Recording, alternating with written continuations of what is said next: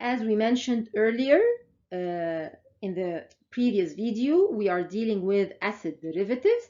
In acid derivatives, we're dealing with the acid halides, where the Z is equal to a halogen, anhydrides, esters, and amides. As we mentioned, first of all, we dealt with the nomenclature of these compounds, and we said that we always go back to the acid, the starting acid of the acid derivative, and we remove a part of that name and we add different suffix. In case of acid halides, we remove the IC and we added an il and then the name of the halogen. In case of the anhydride, we just removed the word acid and we added the word anhydride. In case of the ester, we had an alcohol part, an acid part. We first mentioned the alcohol part and then we leave an empty space and then we put the acid part, removing the IC and putting an ATE in its place. Finally, in case of the acid amides, we removed the whole OIC, not just the IC, the whole OIC, and we added the word amide. And we said that if we have any substituents on the nitrogen, it's going to be denoted by the letter N, not numbers. If we mention numbers before the substituent, then we mean that this substituent is on the acid part, not on the amine part. And then we dealt with the amides, where they were considered as amides, but having a carbonyl substituent, another carbonyl substituent. So it's an amine substituted by two carbonyls. And we said that the nitrogen on these amides are acidic. The hydrogens on these amides are acidic due to the resonance present. If we lose the hydrogen and we add a negative charge on the nitrogen, this negative charge is stabilized by resonance towards both carbonyls. So these hydrogens are acidic. And then we dealt with the synthesis, but before we dealt with the synthesis, we mentioned the order of reactivity of acid derivatives, where we said that the acid halides were more reactive than the anhydrides, more reactive than the esters, and we mentioned why, and more reactive than the amides. And we said that you can always use the more reactive to prepare the less reactive, and that's why when we prepare the acid chlorides, we prepare them only from acids. We cannot prepare them from any of the acid derivatives. Then the anhydrides were prepared from acids, salts, and acid halides, since acid halides are more reactive than anhydrides. Esters can be prepared from the salts and the acids themselves, and the two more reactive derivatives, which are the acid halides and the anhydrides. Finally, the amides can be prepared from the acid itself or any of the other three acid derivatives.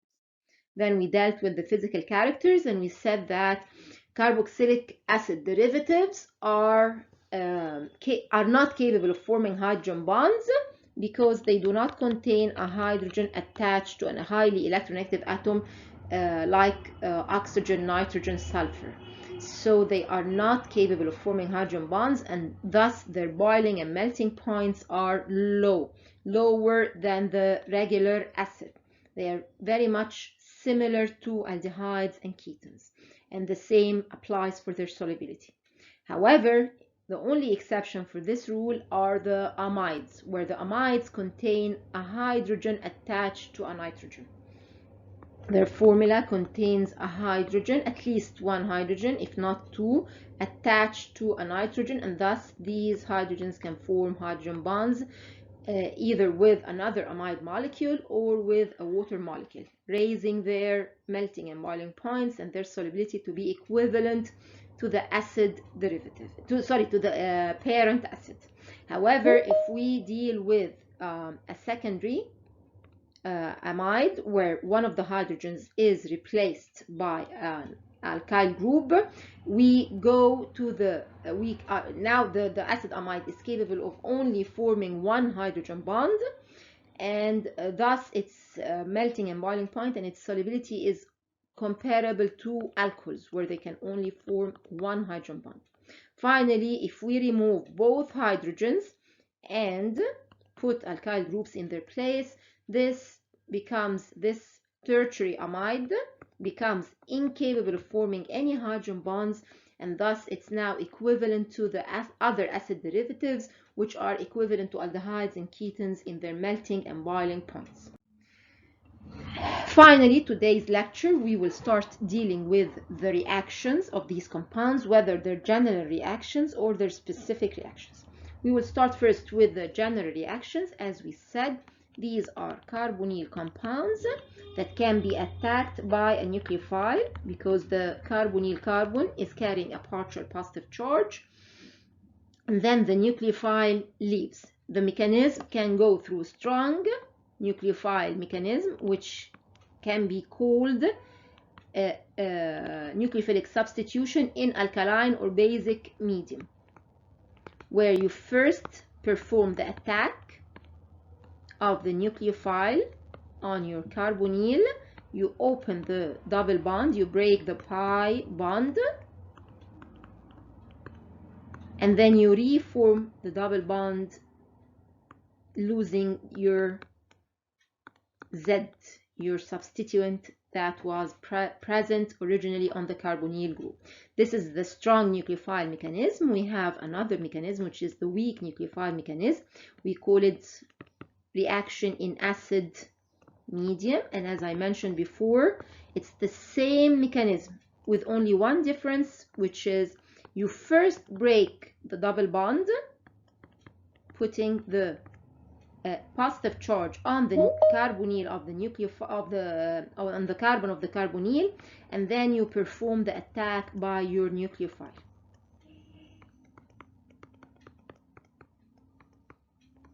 Again, the double bond reforms and the Z leaves the molecule. It's the same steps but in different order. In case of the strong nucleophile, you attack by the nucleophile first and then you break the double bond. In case of the weak nucleophile, you break the double bond first through protonation using acid medium, and then you perform the attack by the nucleophile. However, they have the same starting materials, the same product, and the same steps. The difference is only in the order of these steps. It's not in how the steps go. It's only in their order of proceeding, how the steps proceed.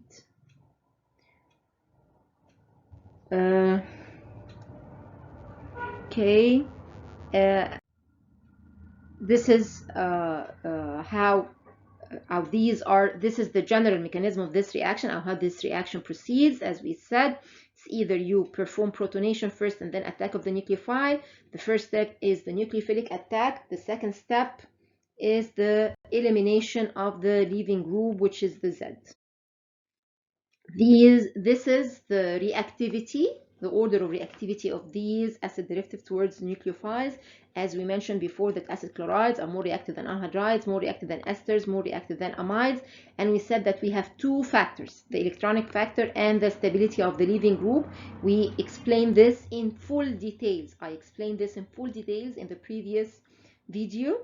As we mentioned, in case of acid chlorides, you only have a negative induction effect of the halogen. In case of anhydrides, you have a negative induction and half resonance, plus half resonance. In case of esters, you have a full resonance and negative induction. And in case of the amide, again you have negative induction and a full resonance. And this is why they are arranged in this order.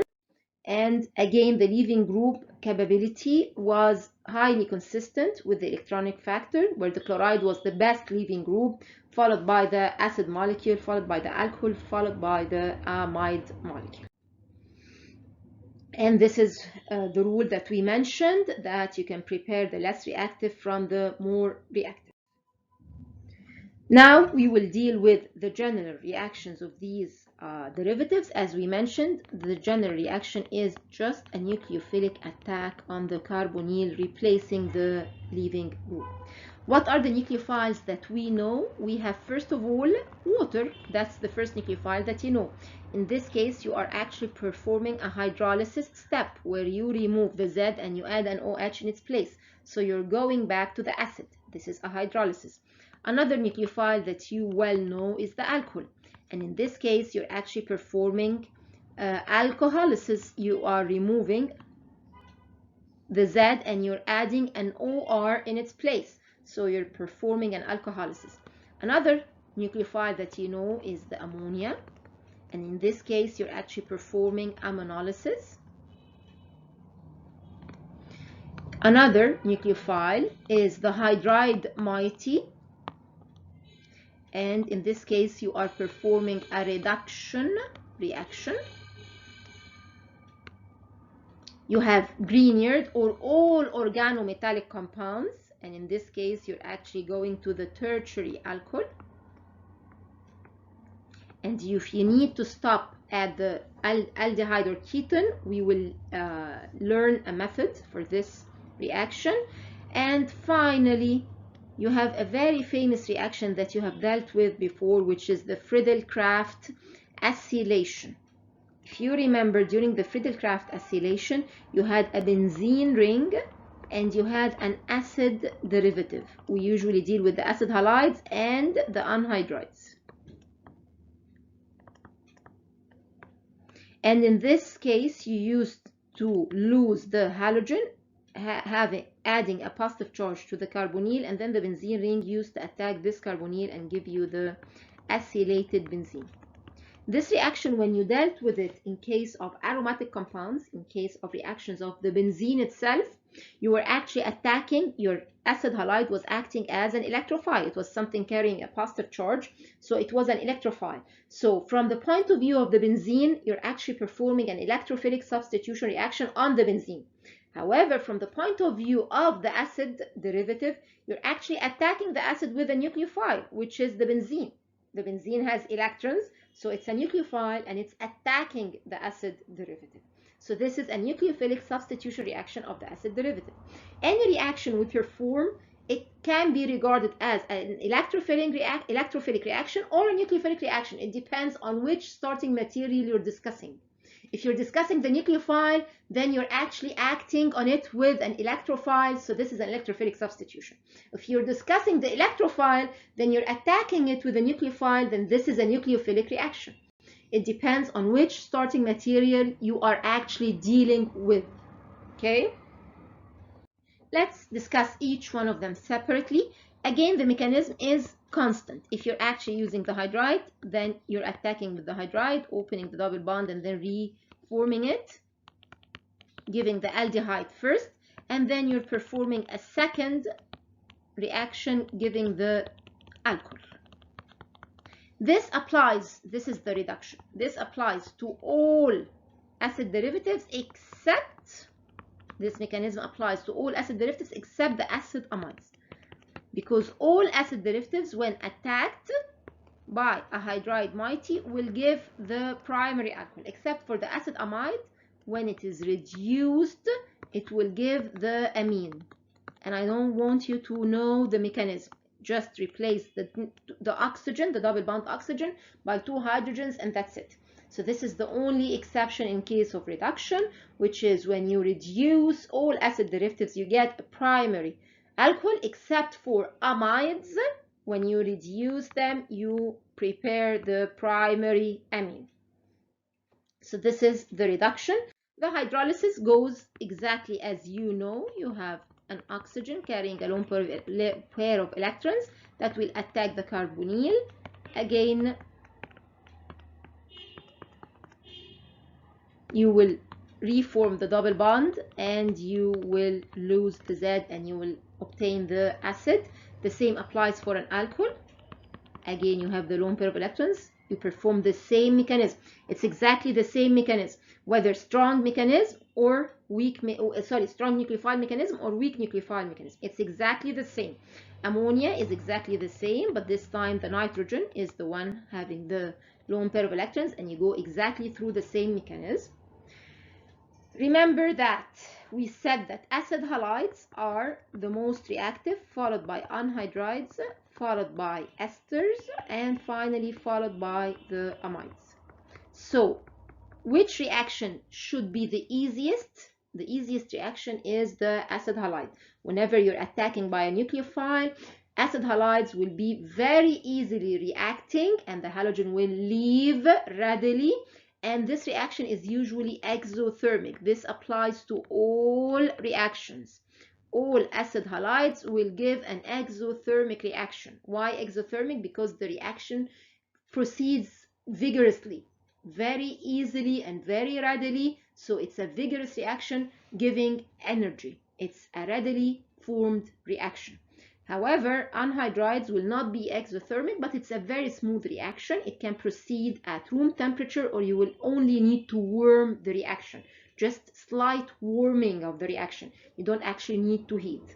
Finally, the esters and the amides will be reluctant, a little bit reluctant to perform this reaction because they are not that reactive. So you will actually have to perform reflux. What is reflux? It's a long heating. You will heat for a very long period of time, for an hour, 2 hours, 3 hours, and you prevent the loss of the solvent from your reaction so that your reaction wouldn't be burned.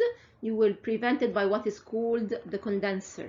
It's an instrument, it's a glass tube that performs the evaporation of the solvent. It recondenses the solvent back into the reaction. And you're going to see this condenser and you're going to perform these reactions yourself in Organic 3. So these precautions that I've just mentioned applies to all your nucleophilic reactions. The acid halides will be exothermic. The acid anhydrides will proceed smoothly at room temperature or slight warming. The esters and the amides will need a long refluxing period, and they might even need a catalyst with them so that they would proceed. Now we have already discussed the reduction, the hydrolysis, the alcoholysis, and the aminolysis. We have two more reactions. As we mentioned, the Friedel-Crafts, this reaction can only be performed by the acid halides and the anhydrides, giving the acylated benzene. And we have the last reaction, which is organometallic compounds.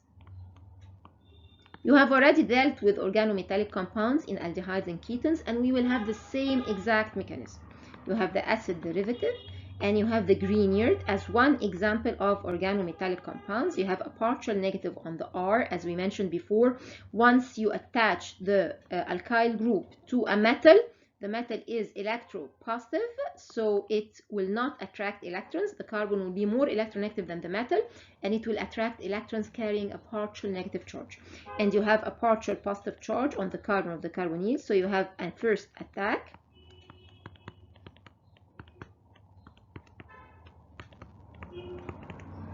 And then you reform the double bond, giving the aldehyde or ketone, okay, whatever was here, say R dash, this is the R dash, you're going to get an aldehyde or a ketone.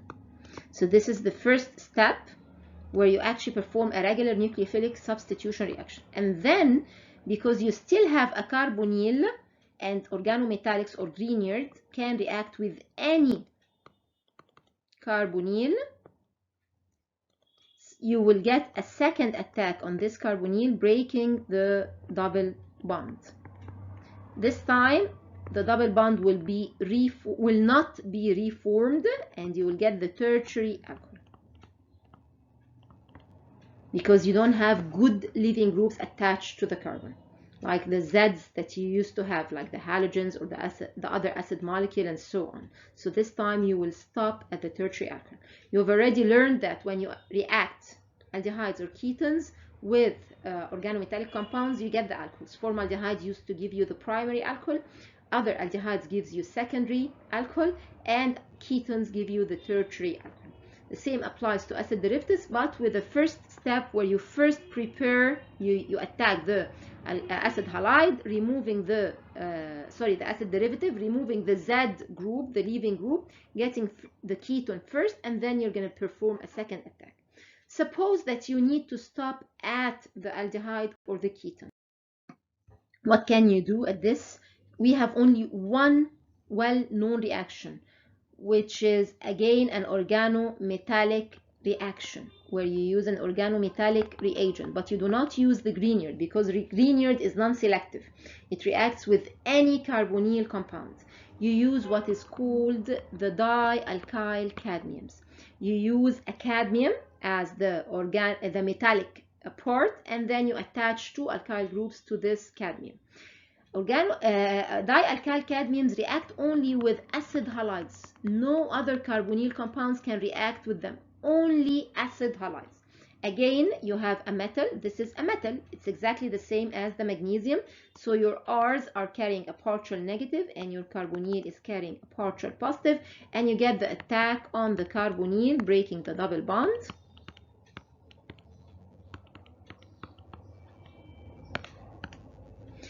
Again, the double bond reforms and the halogen leaves, giving the aldehyde or the ketone. Remember that, as we mentioned, dialkyl cadmiums cannot react except with acid halides. So now we do not have an acid halide, we have an aldehyde or a ketone, so they cannot react. Dialkyl cadmium cannot perform a second attack on this carbonyl. It's not an acid halide. So this is if we need to stop at the aldehyde or the ketone using an organometallic compound and an acid derivative. We will choose the acid halide, not any other acid derivative, just the acid halide, and we're going to use the dialkyl cadmium, and this way we're going to stop at the carbonyl, aldehyde, or ketone. As we mentioned, we are dealing with the acid derivatives, their general reactions. We said that their general reactions are either hydrolysis, and this is the alkaline mechanism, and the acid medium mechanism. We dealt with the reduction, and as we said, you have one exception, which is that acid amides gives amines rather than primary alcohols. Ammonolysis, we said that it's a regular nucleophilic substitution reaction of the derivative, the acid derivative, putting an amine in its place, and it gives acid amides. So alcoholysis gives esters, ammonolysis gives amides, and hydrolysis gives the original acid. As we mentioned, the acid halides are an exothermic reaction, perform an exothermic reaction. Acid anhydrides gives a smooth reaction that might need slight warming. However, esters and amides need refluxing, and they might even need a catalyst. Alcoholysis, as we mentioned, gives esters, and organometallic compounds, as we said, gives first an aldehyde or a ketone, and then it proceeds to give the alcohol, whether primary or secondary or tertiary, depending on the starting material. However, if we need to stop at the aldehyde or the ketone, we can prepare an aldehyde if we start with formaldehyde. If we need to stop at the aldehyde or the ketone, we use the dialkyl cadmium, which reacts only with acid halides and stops at the aldehyde or the ketonic compound. Finally, as we said, the Friedel-Crafts reaction is a reaction with benzene together with acid halides or anhydrides only. Only acid halides and anhydrides can give this reaction. The other acid derivatives, which are the esters and the amides, are not reactive enough to give this reaction, and it gives the acid halide.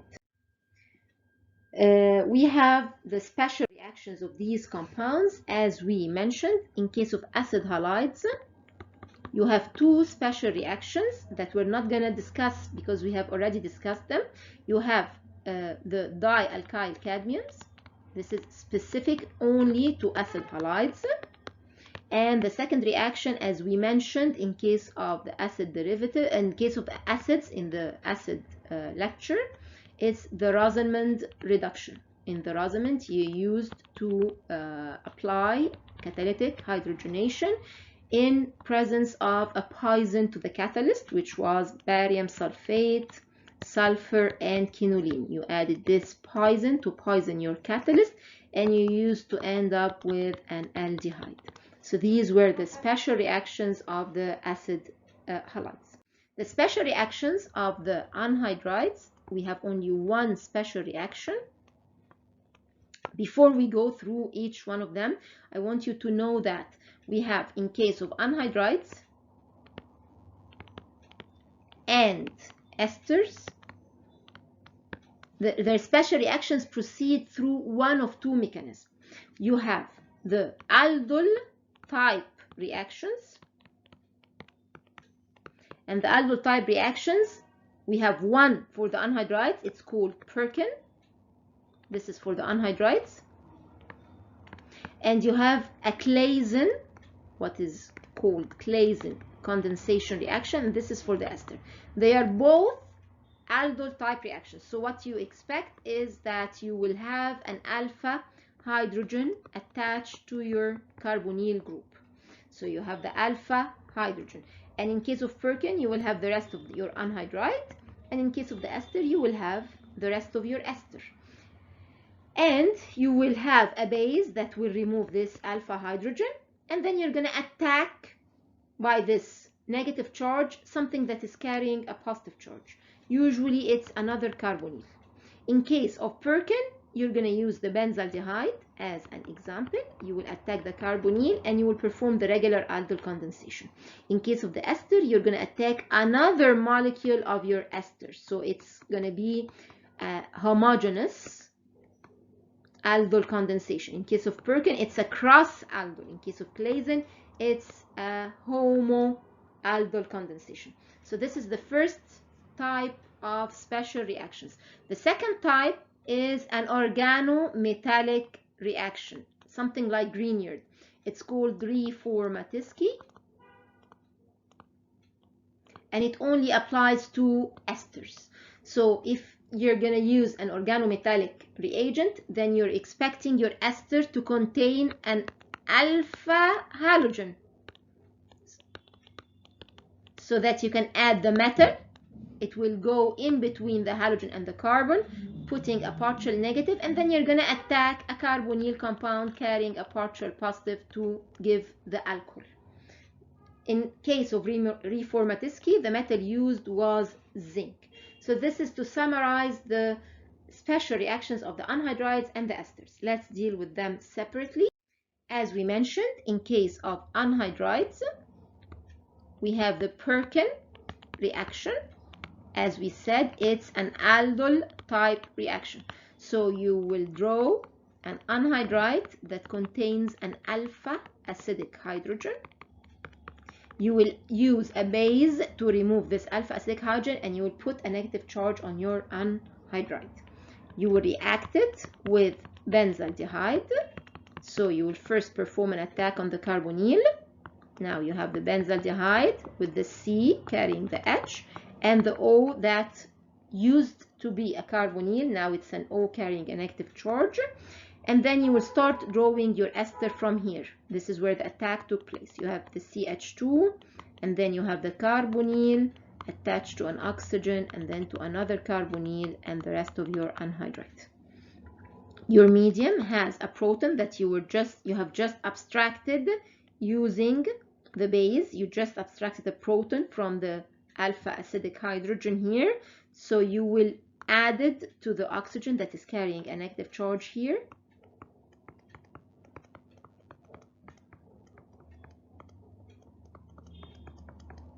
And then you draw the rest of your anhydride. As you know, in case of aldol, if you're dealing with an aromatic aldehyde or ketone, you perform spontaneous dehydration. You lose the molecule of water directly, giving the doubly bonded compound. You don't have to warm to get this reaction, or to heat, or to do anything, or to add an acid. The spontaneous dehydration takes place spontaneously without any additions from your side. This is how Perkin reaction proceeds, and this is where you should stop in case if we ask you for the Perkin product or we ask you for the Perkin mechanism. However, Perkin reaction has some applications. This is the product that I ended up with in the last slide. This is the product of your Perkin reaction. This is your anhydride, and this is your aldehyde. This is Perkin product. However, as we said, Perkin has applications, which is if you perform hydrolysis of this reaction, Again, you still have an anhydride. So if you perform hydrolysis, you will hydrolyze this anhydride, giving two acids. This is the first acid, and this is the second acid. If you look at this part of the acid, this part of the acid is variable. If you look at the acid part that was not reacted with the benzaldehyde, the acid part that is free, that's variable. We don't even know what the product is. It depends on the anhydride you started with. However, this part that has reacted with benzaldehyde, this is cinnamic acid. So one application of Perkin is the preparation of cinnamic acid. Furthermore, if you heat this compound in presence of a base, you will lose the carboxylic group. You will perform decarboxylation, giving styrene. So a very important application of, two very important applications of Perkin reaction are the preparation of cinnamic acid and the preparation of styrene. The second acid derivative that we're going to deal with is the esters, or the esters. As we said, they have two name reactions. The first name reaction is reformatisk. Let's first deal with Claisen since it's an aldol, so it's very similar to what we have just mentioned. Claisen condensation, where you will use ethyl acetate. It has an alpha acidic hydrogen that you can remove using a base, putting a negative charge on the alpha carbon. Your medium doesn't contain only one molecule, it contains so many molecules of ethyl acetate, so an attack will take place on the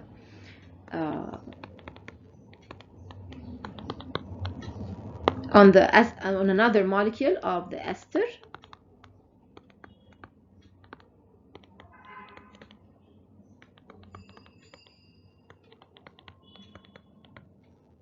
Okay, and again the double bond reforms, losing the alcohol part, giving this product.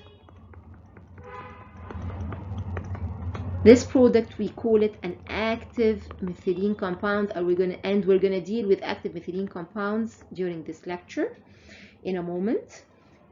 Why? Because they have a hydrogen attached to a carbon, and this carbon lies in between two carbonyl groups. So if this hydrogen is lost using a base, there will be a double stabilization by resonance to both carbonyl groups.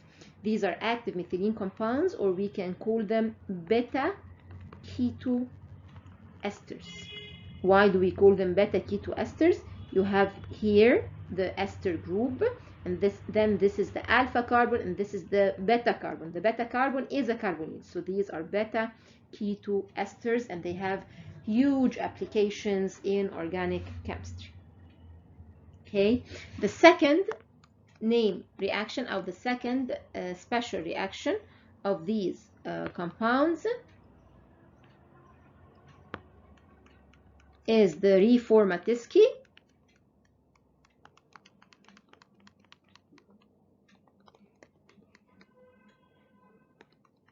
As we mentioned, the reformatisk is an organometallic reaction where we add a metal on an ester carrying a halogen. How do we do that? We start with an ester, and we add a halogen alpha to this ester group. Then we add a metal. As we said, reformatisk used zinc. Grignard used magnesium, while reformatisk used zinc.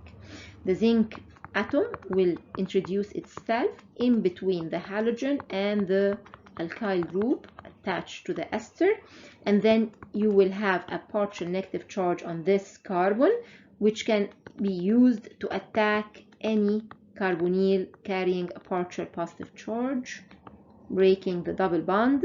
So now this is the ester part, and it attacked the carbonyl, which is now carrying an O negative and the two R's. As you always know, the organometallic part will attach itself to the oxygen to compensate for the negative charge or to neutralize the negative charge, but if you hydrolyze, you will get the alcohol. So what is the end product of reformatisky? It's a beta hydroxy. You have here the alpha and this is the beta. So it's the beta hydroxy esters. So how do we prepare beta ketoesters? Through Claisen. And how do we prepare beta hydroxy esters? Through reformatisky. Again, so these were the names. Finally, we have the amides, and the well-known name reaction of amides is the Hoffman reaction, or the Hoffman degradation reaction. Since we say degradation, we mean that we're going to lose a part of the molecule. This is the meaning of the word degradation. You're going to lose a part of the molecule. We have an amide. When we perform a Hoffman reaction on it, we lose the carbonyl, and the nitrogen will be directly attached to whatever was attached to the carbonyl. How do we do that? We use bromine in alkaline medium. What is the mechanism of such a reaction? I don't need you to know the mechanism of this reaction. We have two other reactions. One is called Lawson's, and the other is called Curtius, where we perform something which is very much similar to Hoffman. However, we don't use the amide itself, we use a derivative of the amide. In case of the amide, you had a nitrogen attached to two hydrogens. In case of Lawson's, you will use the same structure, but you will replace one of the hydrogens by an OH. This is called hydroxamic acids. And when you add acid medium or alkaline medium to these compounds, again you remove the carbonyl and you end up with the amine. You remove the OH and the carbonyl and you end up with the amine. The second reaction is the Curtius reaction, where again you use the acid amide, but not the amide itself, you use the azide. What is an azide? It's an acid amide whose nitrogen is attached to two nitrogen molecules. In this reaction, if you warm in acid medium, you will lose the nitrogen molecule together with the carbonyl, ending up with the amine again. So these reactions are reactions where you use any of the acid derivatives, where you have a nitrogen attached to a carbonyl. Whatever is attached to the nitrogen, it's not our deal. This, whatever is attached to the nitrogen, will say which reaction we're performing, Hoffman or Curtius or Lawson's. And you use reagents like bromine in sodium hydroxide, or acid or alkaline medium in case of Lawson's, or you just heat in acid medium. And in all cases, you lose whatever is attached to the nitrogen. You lose the carbonyl and you attach the R directly to the nitrogen and you add two hydrogens if they were not actually present. If the nitrogen was attached to hydrogens, so this is the acid amide and this is Hoffman. If it was attached to one H and one OH, so this is the Lawson's, and it's the second reaction conditions. And if it was originally an azide, so this is Curtius. These are the degradation methods that are used to prepare primary amines. If you look at the product, it's always a primary amine. So you use them to prepare primary amine from carbonyl amide derivatives. Carbonyl amide derivatives. So now if we go through these slides, as we mentioned, acid anhydrides, their special reactions is the Perkin, and it's an aldol condensation with benzaldehyde, ending up in this product that has two applications, which is the preparation of cinnamic acid or the styrene. The mechanism, as we mentioned, is an aldol type mechanism. The second derivative is the ester, which has two name reactions. The first one is the reformatisky, where we use the organic methyl where we use a metal, which is zinc, together with an organic compound, giving an organometallic reaction. We have a halogen attached to the ester group, alpha to the ester group, and we add the zinc, ending up in the beta hydroxy ester. The second name reaction is the Claisen condensation, where we use ethyl acetate, ending up in what is called ethyl acetoacetate, and we're going to mention where the name comes from during the active methylene compounds. As we said, this is an aldol condensation, but it's a self-condensation. It's a homogeneous condensation. It's not a cross-aldol condensation, and it ends up in an active methylene compound. Finally, as we said, we have the Hoffman as a special reaction for amides. And as I said, I don't want the mechanism of this reaction because it has so many mechanisms, and up till now they have not settled to a specific mechanism for this reaction. If you go through certain books, you're going to find the mechanism that I have drawn. If you go through other books, you will find another mechanism. So I don't need you to learn a mechanism that has a debate on it. So just learn the general reaction, which is if you have an amide and you add a halogen, which is bromine and alkaline medium sodium hydroxide, to this amide, you will end up with the amine losing one carbon. Remember that you will lose one carbon of the chain. If you look at the other related reaction, which is the Lawson's degradation or the Lawson's rearrangement, you use the hydroxamic acid, which you can prepare from acid halides or esters by using hydroxylamine. And again, when you add, I don't need the mechanism, when you add acid medium or alkaline medium to this product, you end up with the amine. Finally, we have the Curtius rearrangement. Again, you can use the ester or the acid halide using sodamide or hydrazine, and you end up getting the acid azide. Again, this acid azide, when you heat it, you lose a molecule of nitrogen and your carbonyl, giving the primary amine. Again, I don't want the mechanism of this reaction. Finally, to summarize these reactions of these derivatives, we can say that acid halides can only be prepared from acids themselves using any halogenating agent, and they can perform all reactions, whether general or their specific reactions. As we said, their specific reactions are the dialkyl cadmium and the Rosamond. Cancel this reagent, and we actually won the Rosamond. This is another reagent. I think Dr. Marwa should have discussed this reagent with you in case of aldehydes and ketones, but I have discussed the Rosamond, so we're going to just replace the reagent by Rosamond. They can perform all the general reactions, starting from hydrolysis, alcoholysis, aminolysis, reduction, Grignard, Friedel-Crafts, together with their two specific reactions, which are the dialkyl cadmium and the Rosamond. If we deal with the anhydrides, they perform all the previous reactions except for the dialkyl cadmium and the Rosamond.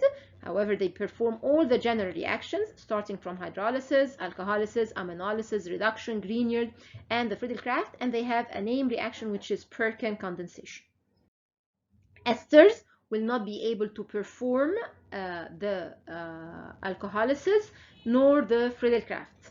However, they can perform all the other general reactions, and they can be prepared from the acids, the acid halides and anhydrides, and the salts. They have two name reactions, which are the Reformatisky and the Claisen condensation. Finally, amides, they can be prepared from acids and all acid derivatives, and they only perform the hydrolysis and the reduction. They cannot perform any of the other general reactions because they are not that reactive. They have only one name reaction, which is the Hoffman rearrangement, giving the primary amine. And don't forget that there are two related reactions, which are Curtius and Lawson's. In case of Lawson's, you're using the hydroxamic acid, and in case of Curtius, you're using the acid azide. Now we will deal with the active methylene compounds. As I mentioned, the active methylene compounds are compounds having a CH2 attached to two carbonyl compounds. This is why we call them active methylene. Methylene is a CH2 attached to two substituents. This is what is called methylene. A methyl is just a CH3 attached to something. A methane is the CH4. A methylene is the CH2, and you have two substituents on both sides. These are the active methylene compounds. Methylene stands for the CH2. Active because the hydrogen on these methylenes is acidic, because when it is removed, leaving a negative charge in its place, the negative charge is stabilized by a double resonance to both carbonyl compounds. So now if you have this negative charge on these carbonyl compounds, you can use it to attack an alkyl halide, and this way you are substituting this CH.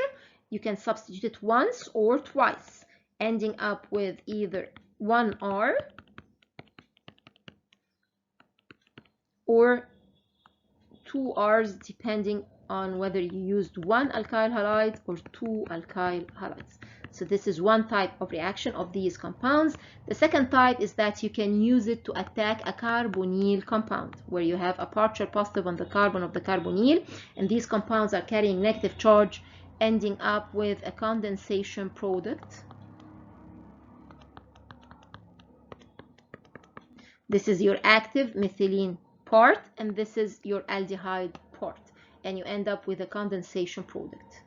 We have two examples. We will be discussing only two examples of the active methylene compounds, and these are the diethyl malonate and the ethyl acetoacetate.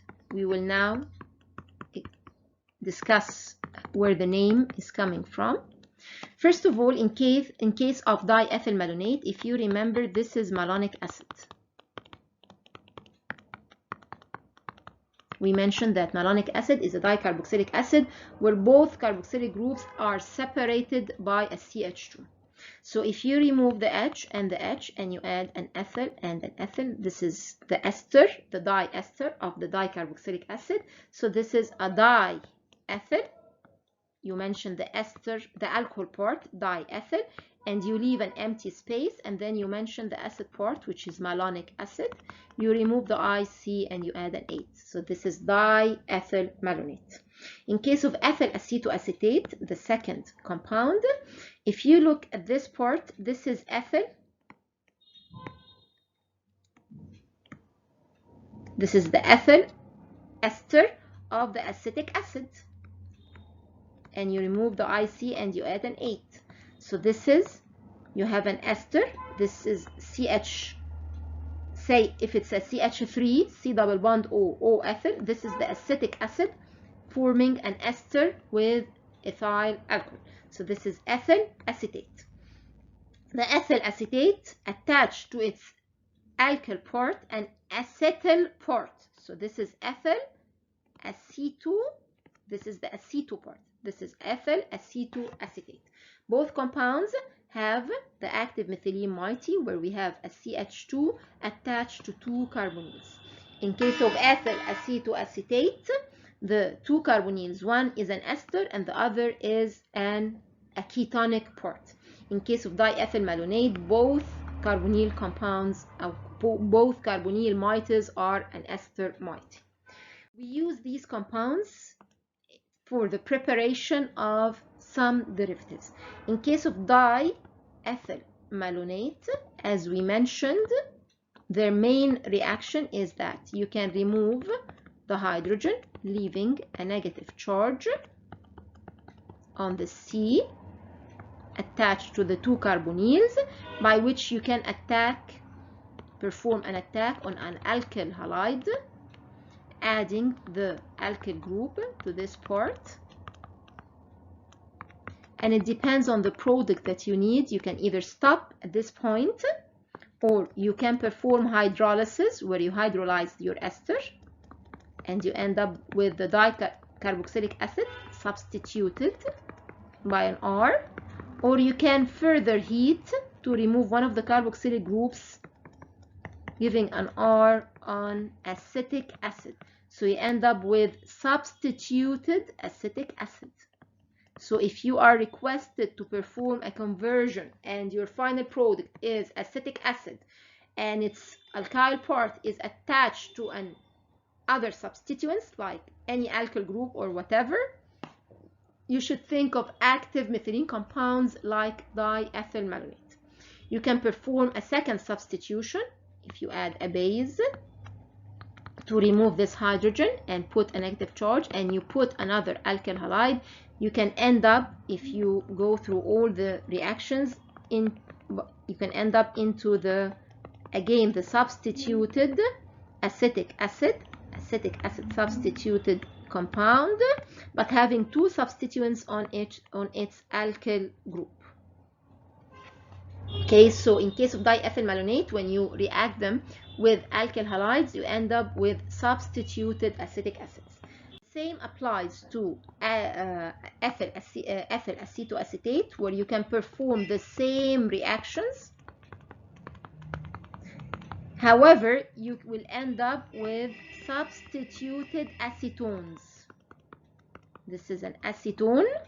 You remove an H and you add an R, or you add two R's. This is the acetone part, and this is the ester group that you will hydrolyze and decarboxylate after you substitute this carbon by 2 or 1 R's, depending on your final product. So if you have a product having a substitute considered as a substituted acetic acid, you should always think of diethyl malonate.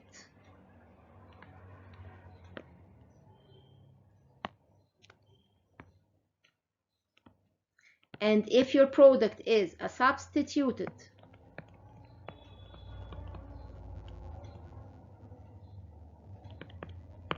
acetone, then you should always think of ethyl acetoacetate. The final reaction, as we mentioned, is the same reaction of the active methylene compounds. Say, for example, the diethyl malonate. If you add a base and you remove the hydrogen, putting a negative charge, and then you react it, as we said, but with a carbonyl compound, with an aldehyde, say for example benzaldehyde, your product is, this is the benzaldehyde having the oxygen that is now carrying a negative charge, and it will be attached to the CH of the active methylene. This is the active methylene itself attached to the two carbonyls. Again, you will have an OH and you will have a spontaneous, since this is an aromatic compound, a spontaneous dehydration. This is the end of this reaction. This is a named reaction known as Novi-Nagel reaction. It's an aldol reaction. Remember that Novi-Nagel is an aldol condensation, where you actually had an alpha acidic hydrogen, which you removed by a base, and then you attacked a carbonyl compound using the negative charge. You had spontaneous dehydration, leading to your product of the Novi-Nagel. Again, if you look at the applications of Novi-Nagel, it will be, if you perform hydrolysis, you will end up with the dicarboxylic acid, alpha beta unsaturated dicarboxylic acid. Sorry, I'm adding an extra hydrogen. Acid. You will end up with the acid. And if you perform decarboxylation by using heat, you will end up with the cinnamic acid, where you will lose one of the carboxylic groups. At the first step, you will lose one of the carboxylic groups, giving cinnamic acid. And if you do another decarboxylation, you will end up with styrene. So again, the applications of Novi-Nagel is exactly the same as Perkin. You can end up preparing the cinnamic acid or the styrene. So as we mentioned, in case of active methylene compounds, we have a C attached to hydrogens. in between two carbonyl groups. These are acidic hydrogens due to the resonance to both carbonyl groups. You can use them to prepare the acetic acid derivatives in case of diethyl malonate, as we have mentioned. Or you can use them to prepare substituted acetones in case of ethyl acetoacetate.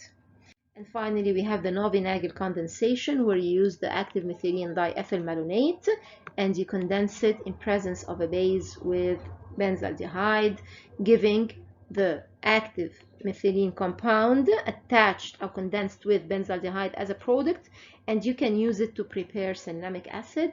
And as we mentioned, the mechanism proceeds through an aldol condensation reaction.